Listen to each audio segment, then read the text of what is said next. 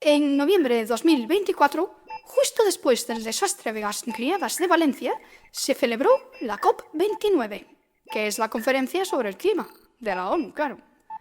Hasta Bakú viajaron 50.000 delegados esparciendo CO2 como si no hubiese un mañana. ¿Qué digo yo? ¿Por qué no hacían esos eventos por videoconferencia? ¿Que el planeta aguanta todo o qué? A esta convocatoria no asistieron ni Rusia, ni China, ni la India, los mayores calentadores globales. Bueno, pues España que se fue, el marido de Begoña, para decirnos que la culpa de la gota fría en Valencia era del clímax cambiático. Pero hombre, luego que si hay mucho escéptico. Si lo dice este, sabemos que es mentira. Si es que... Hola, soy Bárbara Vara y mis pronombres personales son yo, mi, me, conmigo. Y los tuyos también.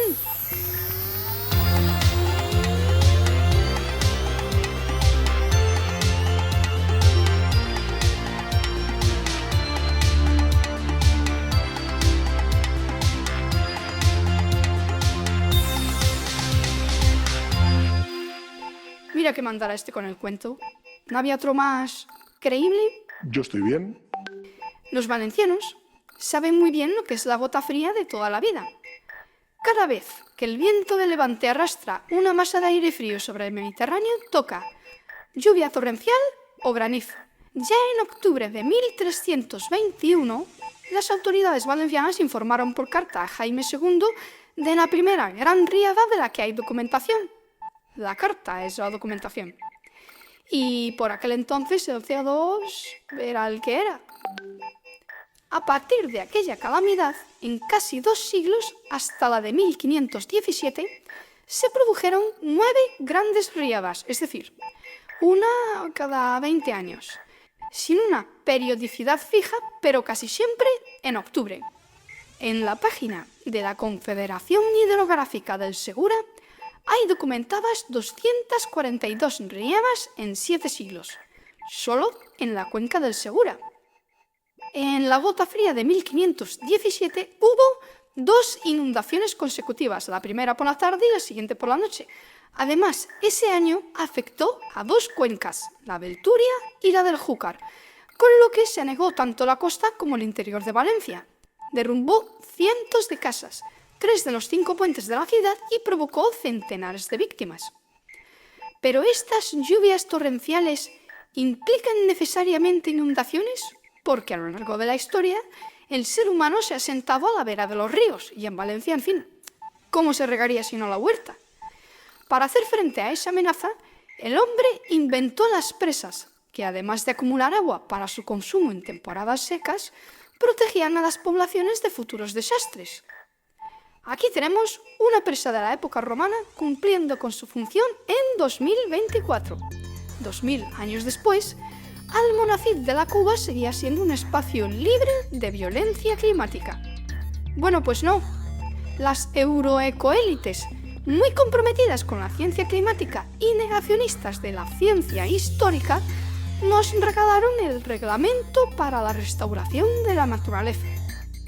En la noche de San Juan de 2024, el Parlamento Europeo publicó su antropófobo nuevo reglamento, que modificaba el anterior de 2022, que a su vez modificaba a otros 6. El objetivo, conseguir para 2030 25.000 kilómetros de ríos de flujo libre, es decir, eliminar diques y presas, naturalizar los lechos de los ríos y restaurar la sedimentación natural.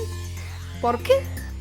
Porque los Objetivos de Desarrollo Sostenible sugieren el restablecimiento de los ecosistemas de agua dulce y punto, aunque la naturaleza se restaure sobre los asentamientos humanos. ¿Os habéis fijado que en la biodiversidad nunca entra la especie humana?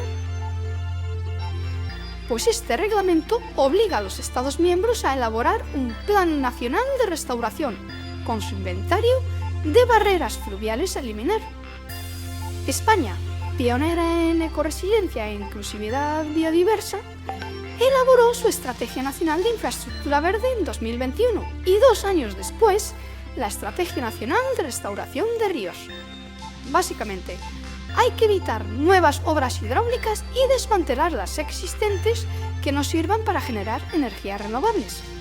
Y hay que renaturalizar los cursos fluviales a su paso por la ciudad. ¿Tiene lógica? No, pero es una de las principales obligaciones asumidas por España. ¿Y la de cosas chulis que se podían hacer con el Fondo de Restauración Ecológica y Resiliencia? Verde. ¡Súper verde! ¿Y toda esta legislación en qué se traduce en la práctica? Doña Teresa Rivera era la ministra para la transición ecofóbica en 2024, experta en el tema porque ya en 2005 fue directora de la Oficina Española para el Cambio Climático. Aquí la tenemos recibiendo un premio por su vasta trayectoria ecofeminista justo el año del desastre. Doña Teresa, consciente de que los fenómenos meteorológicos de todo tipo incrementarían su intensidad con los años, en 2011 firmó una declaración para reducir el riesgo de inundación del Barranco del Pollo. Entonces era secretaria de Estado del Climaterio.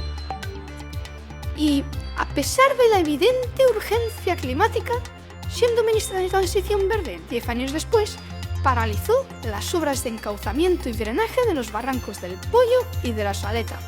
El motivo no era rentable. El coste estimado era de 250 millones de euros. A ver, que yo también me pierdo con tantos ceros.